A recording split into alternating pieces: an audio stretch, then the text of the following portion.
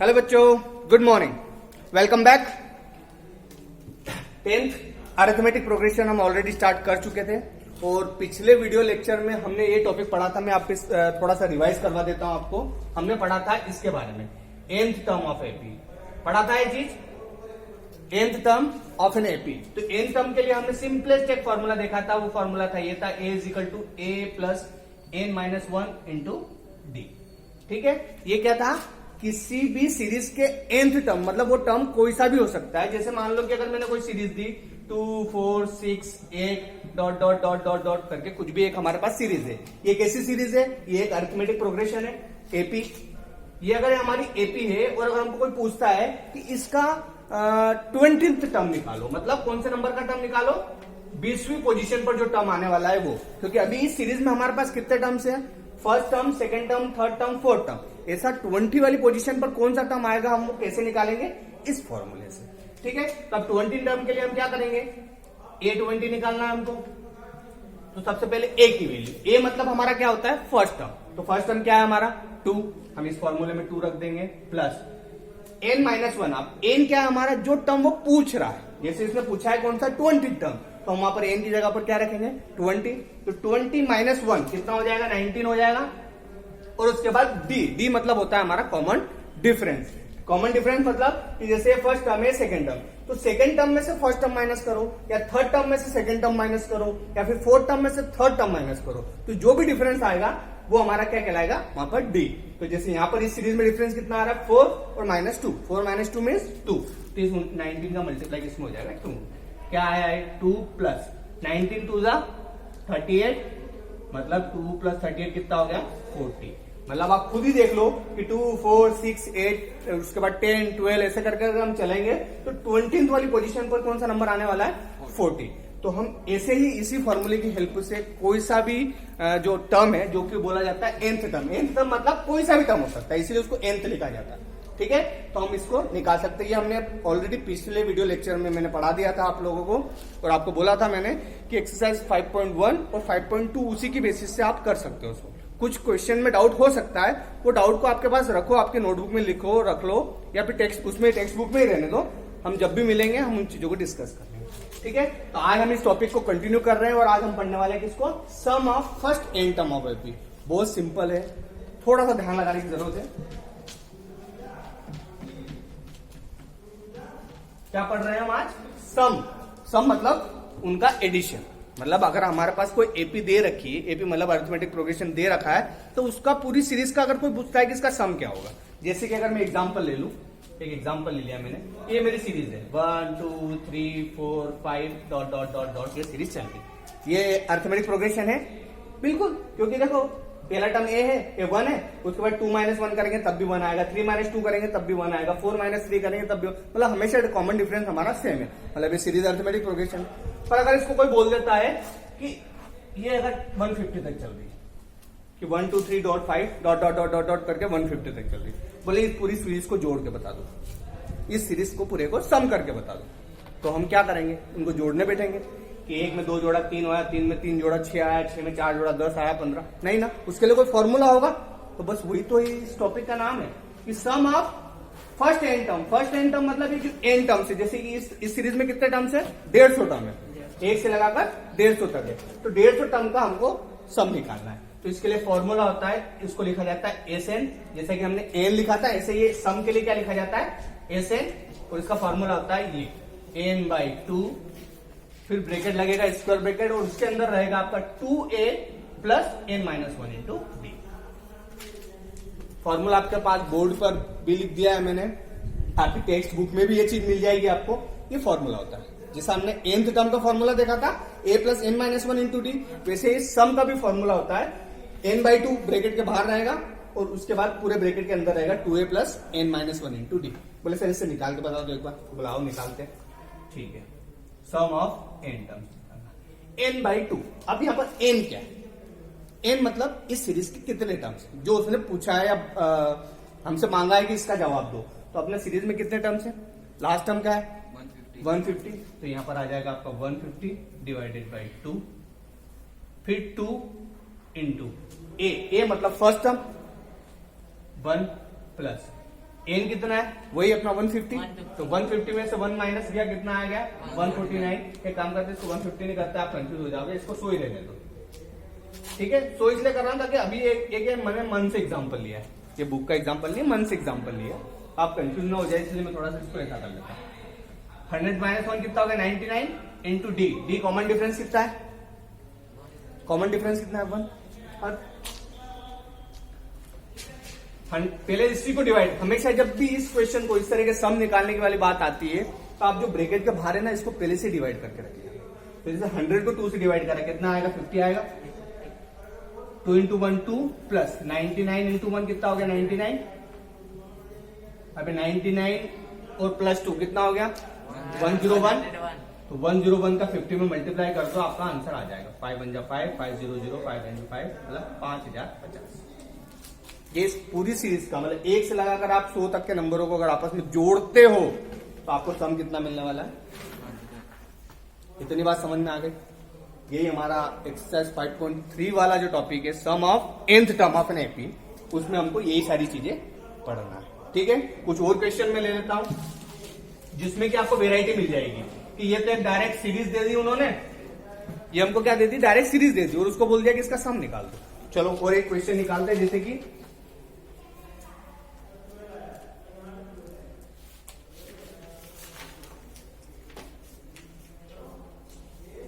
एक क्वेश्चन दिया आपके बुक का एग्जाम्पल है, सॉल्व एग्जाम्पल है, अच्छा क्वेश्चन है, एग्जाम्पल नंबर 12। उसमें बोल रहा है if the sum of first 14 term of N AP is 1050, मतलब एज 14 उसने दे रखा है।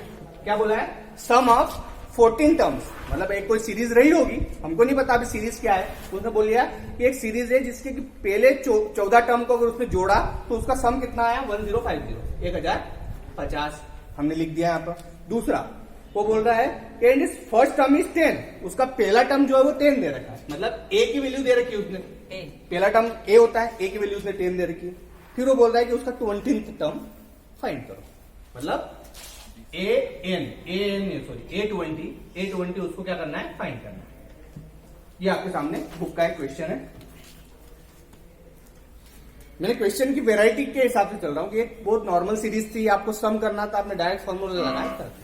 अब क्वेश्चन ऐसा भी पूछ सकता है कि अगर 14 टर्म की कोई सीरीज है, उसका सम जो है वो उसने सम दे रखा है, मतलब आपको सम करने की जरूरत नहीं, सम उसने दे रखा है 1050, ठीक है। फर्स्ट टर्म ए की वैल्यू उसने दे रखी 10, आपको 20th वाला टर्म जो है वो निकालना।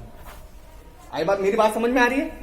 मतलब इस सीरीज, एक कोई सीरीज रही होगी जैसे फर्स्ट टर्म वगैरह ऐसा कुछ भी है, तो उसने 14 टर्म तक की सीरीज का सम दे रखा है और उसके बाद जो 20वां टर्म आने वाला है उस 20वें टर्म को आपको निकालना है। तो 14 टर्म तक का सम उसने दे रखा है, फर्स्ट टर्म उसको दे रखा है, आपको A20 निकालना है। तो कैसे निकालना है, सिंपल, कि उसने अगर सम दे रखा है, ए से एन का फॉर्मूला क्या होता है, वही n/2 ब्रैकेट में 2a plus n-1 into D होता है फॉर्मूला, सम का फॉर्मूला, ठीक है।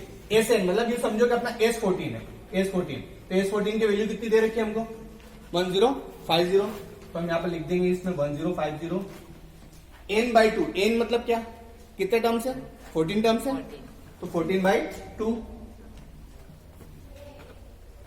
2 इंटू ए की वैल्यू कितनी दे रखी 10 प्लस n क्या है अपना वही 14, तो 14-1 कितना हो गया 13 इंटू डी, कॉमन डिफरेंस कितना है, कॉमन डिफरेंस कितना है बच्चों, अभी पता ही कहाँ तुमको कॉमन डिफरेंस, सीरीज का है अपने पास, पता है क्या? अरे जो नहीं पता है उसको वहीं रहने दो, वो निकल कर आ जाएगा ना। ए हमको पता है, कोई सीरीज का फर्स्ट टर्म पता है, अब जब तक कॉमन डिफरेंस नहीं पता चलेगा आप अगली सीरीज को बढ़ाओगे कैसे? भैया अगर पहला टर्म मान लो जैसे कि 2 है, दूसरा टर्म तो 4 आने वाला है, तो तब वो हमको डिफरेंस पता चल जाएगा कि हाँ इन दोनों के बीच का डिफरेंस 2 है, तो ये तो अगला 4 आया ना, तब तक तो हमको पता ही नहीं, यहां से दी हम निकालेंगे, अभी निकला नहीं। 1050, 14 को 2 से डिवाइड करा कितना है 7, 2 इंटू 10 20 प्लस 13 डी, सॉल्व कर रहा हूं उसको, खाली कुछ नहीं कर रहा हूं। ये से डिवाइड हो सकता है क्या, 7 कम का हाँ हो सकता है। ये 7 इधर मल्टीप्लाई में इधर आकर डिवाइड में आ जाएगा, 7 मल्टीप्लाई में था, इधर आकर डिवाइड में आ जाएगा, दिख रहा है ना बोर्ड पे पूरा, ठीक है। तो इसको इससे डिवाइड कर लो, कितना आएगा 7 1 जा 7, बचा कितना 3, 7 5 35, 7 5 जा 35, मतलब 150 आया, आ गया 150।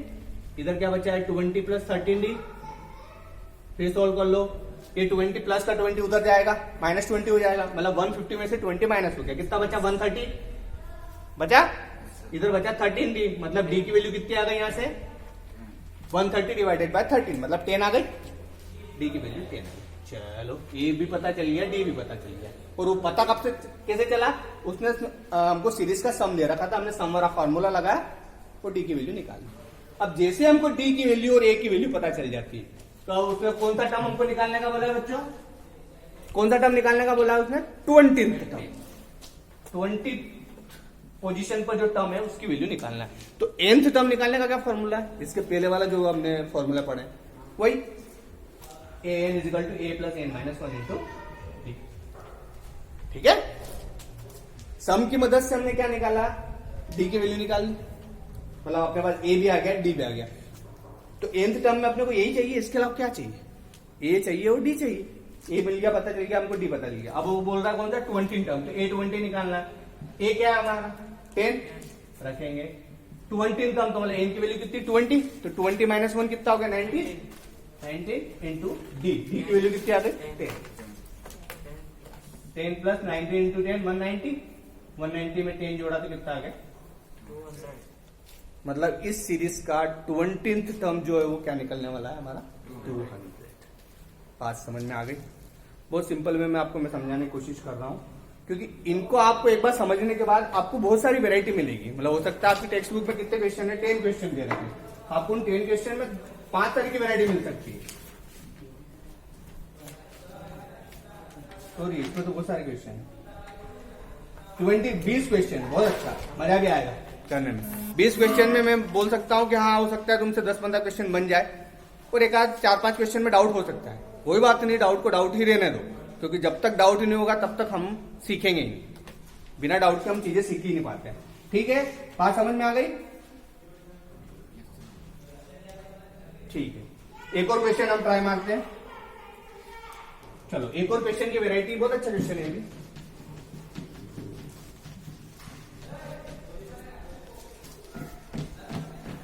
क्वेश्चन में पढ़ रहा हूं, आपकी एग्जाम बुक का 13 वाला क्वेश्चन है कि how many terms of an AP, एक एपी दे रखी है 24, 20, 21, 18, एक एपी दे रखी है उसने 24, 21, 18 और उसके बाद dot dot dot dot dot dot, ये एक एपी दे रखी है, must be taken so that their sum is 78।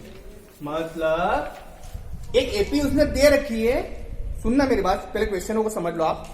तो उसने क्या बोला है कि एपी है जो कैसे है 24, 21, 18, डॉट डॉट डॉट, मतलब इस सीरीज में मैं कितने टर्म्स लूं कि उसका सम किसके बराबर हो जाए 78 के बराबर। मतलब सम जो दे रखा है वो कितना दे रखा है उसने 78। देखो अभी इस सीरीज में अगर ये 3 टर्म है, इन तीनों को जोड़ा तो 20, 40, 50 और कुछ 60 के आसपास आएगा। मतलब इस सीरीज में मैं कितने टर्म्स लूं, मतलब वो क्या पूछना चाह रहा है, एन की वैल्यू पूछना चाह रहा है। एन क्या होता है, नंबर ऑफ टर्म्स, तो एन जानना चाहता है वो कि इसमें सीरीज में मैं कितने टर्म्स लूं कि उनका सम करूं तो 78 आ जाना चाहिए। तो हम क्या करेंगे, जैसे उसने देखा है कि सम दे रखा है हमको 78, तो हम सम वाला फार्मूला लगा देंगे। सम वाला फार्मूला क्या होता है, अब तो याद हो जाना चाहिए, n/2 ब्रैकेट के बाहर और अंदर क्या है 2a plus n minus 1 into T. ठीक है, जो दे रखा है उसको वहां पर रख दो। सम कितना दे रखा है 78, n/2, n मतलब n उसको पता करना है कि कितने टर्म्स होंगे, ये हमको भी पता नहीं है, तो n/2 मतलब n ऐसा ही रहेगा। 2 इंटू a की वैल्यू कितनी है 24 प्लस n हमको पता नहीं है, n माइनस 1 ऐसा ही रहेगा। d कितना है, डिफरेंस कॉमन डिफरेंस, d की वैल्यू कितनी आएगी 21 माइनस 24। भैया इस टर्म में से इस टर्म को माइनस करेंगे, मतलब 21 माइनस 24 कितना आ गया -3, तो इसकी जगह यहां रख देंगे माइनस। सॉल्व कर लो इस इक्वेशन को, 78 is equal to n/2, 24 into 2 48 plus n minus 1 ऐसा ही, और d का मतलब एक काम करो, इसको पूरे ब्रैकेट को अंदर ओपन कर लेता था। -3 का मल्टीप्लाई n में होगा तो -3n, उसके बाद इसी -3 का मल्टीप्लाई -1 में होगा, -3 इंटू -1 प्लस 3। ठीक है, इस 2 का मल्टीप्लाई इधर आ जाएगा, क्रॉस मल्टीप्लाई, 2 अभी डिवाइड में इधर आकर मल्टीप्लाई में हो जाएगा, तो 2 का मल्टीप्लाई 78 में आ गया, कितना आएगा 2 16 का 6 हंसना 1 2 3 2 मतलब 156। ठीक है, अभी एन है, इस एन का मल्टीप्लाई इस पूरे के अंदर कर दो, या फिर एक काम करो, इसको एन को ये रहने दो। 48 और 3, 48 प्लस 3 कितना हो गया 51, तो 51 माइनस 3 इसके बाद समझ में आ गई। 51 माइनस 3n, अब इस n का मल्टीप्लाई अंदर कर देंगे, तो 51 का n में मल्टीप्लाई करा कितना आ गया 51n माइनस 3n का मल्टीप्लाई 3n में हुआ तो 3n स्क्वायर, और ये 156। ठीक है, तो यहां से हमें क्या मिल गया, अब यहां पर अपने को देखो चाहे जो चीज मिली है, पर यहां से एक क्वाड्रेटिक इक्वेशन मिल गई है। देखो कैसे, इस माइनस 3n स्क्वायर को मैं उधर लेके आऊंगा, प्लस 3n स्क्वायर हो जाएगा, इसको मैं इधर लेके आऊं, है ना। 51n को भी उधर ले गया तो माइनस 51n हो जाएगा, और जो 156 था जहीं पर जिस पोजीशन पर था वही रहेगा, मतलब वो प्लस 156 ऐसा ही। इधर क्या बचा, कुछ नहीं, 0। ये क्वाड्रेटिक इक्वेशन बन गई। अब ये 3 से डिवाइड हो सकती है क्या पूरी इक्वेशन? पूरी इक्वेशन 3 से डिवाइड, ये तो 3 से डिवाइड हो जाएगा, 3/3 1 हो जाएगा। ये 3 कम 3 4 5, ये भी हो जाएगा, 3 7 21 51 आता है ना, 3 की टेबल में 51 आता है। फिर 3 तो 12 13 14 ये भी डिवाइड हो जाएगा। तो एक काम करो, इस पूरे को 3 से डिवाइड करो ताकि इक्वेशन क्या हो जाए, छोटी बन जाए, तो हमको काम करने में मजा। इस पूरे को मैंने क्या कर रहा है 3 से डिवाइड कर रहा हूं, फिर 3 से डिवाइड होगा तो a स्क्वायर बचेगा, ये 3 से डिवाइड होगा तो 3 कम 3 और 3 7 21 17 बचेगा, और ये 52 गुड, और ये 0 भी 3 से डिवाइड होगा तो 0 ही रह जाएगा। ठीक है, अब इक्वेशन छोटी हो गई। अब हमें क्या करना है, क्वाड्रेटिक इक्वेशन बन गई, क्वाड्रेटिक इक्वेशन बन गई। देखो कहीं क्वाड्रेटिक इक्वेशन बन सकती है और कहीं नहीं भी बने, तो हमको जहां बन जाए वहां तो काम करना क्वाड्रेटिक इक्वेशन में। अब हमको ऐसे क्या करना है, क्वाड्रेटिक इक्वेशन सोल्व करना भी एक बार बता देता हूं। क्या करते थे हम, इस 52 का मल्टीप्लाई यहाँ पर कुछ नहीं, मतलब क्या है 1 है, तो इस 52 का मल्टीप्लाई 1 में करा, कितना आया 52, अंदर क्या है अपने पास 70, बीच में मिडल टर्म क्या है अपना 70। ये कौन सी मेथड है, मिडल टर्म स्प्लिटिंग मेथड। कौन सी मेथड, मिडल टर्म।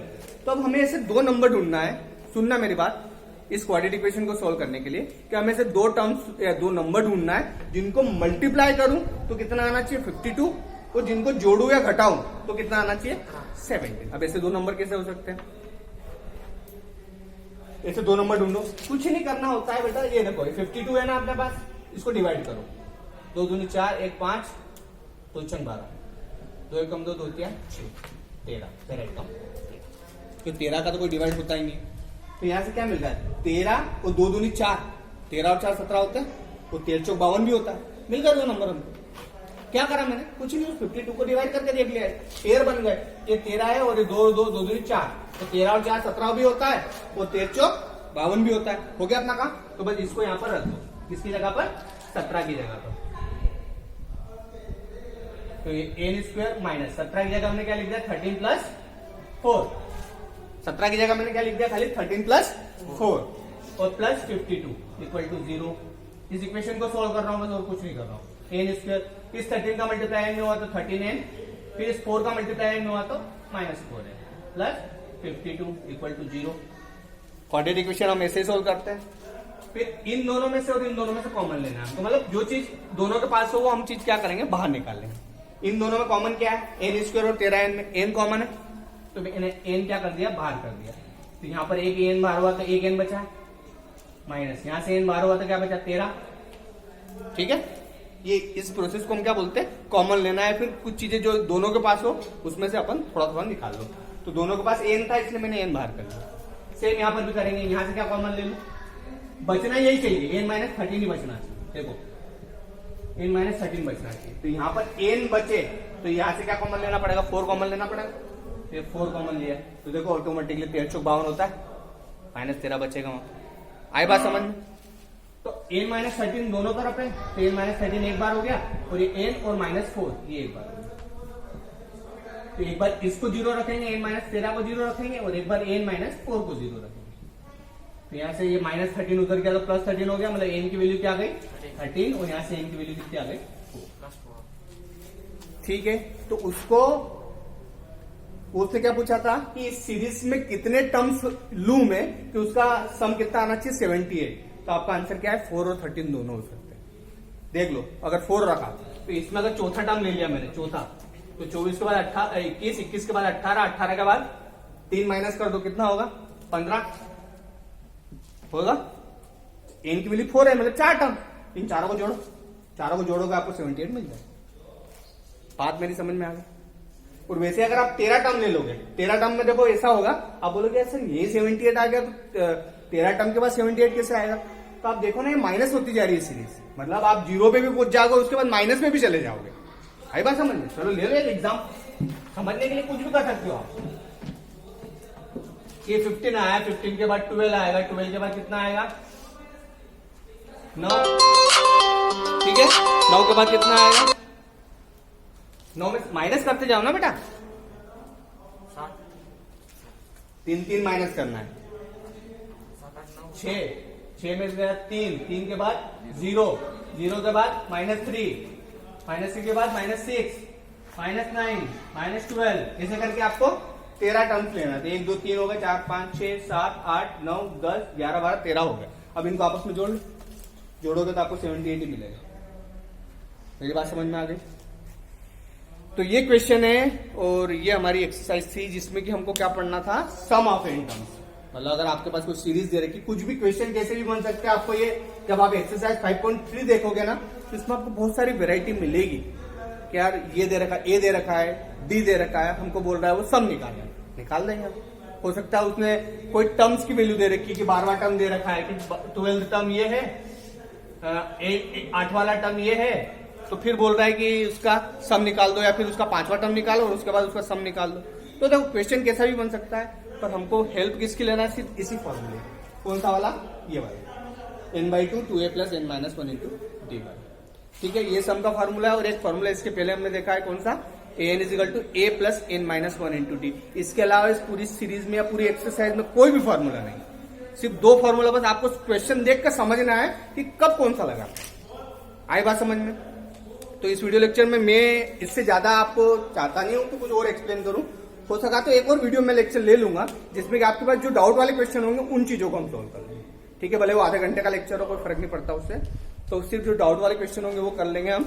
तो बाकी आपसे ये रिक्वेस्ट है मेरी कि आप 5.1, 5.2 और 5.3 निपटा दो। जितने भी क्वेश्चन आपसे बन सकते हैं यही समझना कि वही एग्जाम में आने वाले हैं। आपसे जो टफ नहीं बन रहा है ना, तो ये मत सोचना कि वही एग्जाम में आ जाएगा। नहीं, आपसे जो बन गया ना उसी में से एक एग्जाम में क्वेश्चन आने वाला है, कंफर्म। ठीक है, तो आज के इस वीडियो लेक्चर में बस इतना ही। कोशिश करते रहिए, जब तक आप कोशिश नहीं करोगे हमसे भी कुछ नहीं बन पाएगा। और जब तक आप कोशिश करते रहोगे तो हमें भी मजा आएगा हमारी वीडियो रिकॉर्ड करने में, क्योंकि हम इधर भी मेहनत कर रहे हैं और उसके एवज में अगर आप मेहनत नहीं कर रहे हैं तो हमारी मेहनत बेकार है। ठीक है, तो थैंक यू सो मच आज के इस वीडियो लेक्चर के लिए। अगले वीडियो लेक्चर में हमारी फिर से मुलाकात होगी इसके डाउट सेक्शन में, कि जो आपके क्वेश्चन डाउट रहेंगे वो डाउट वाले क्वेश्चन हम यहाँ पर बोर्ड पे सॉल्व कर लेंगे। ठीक है, thank you so much, have a good day.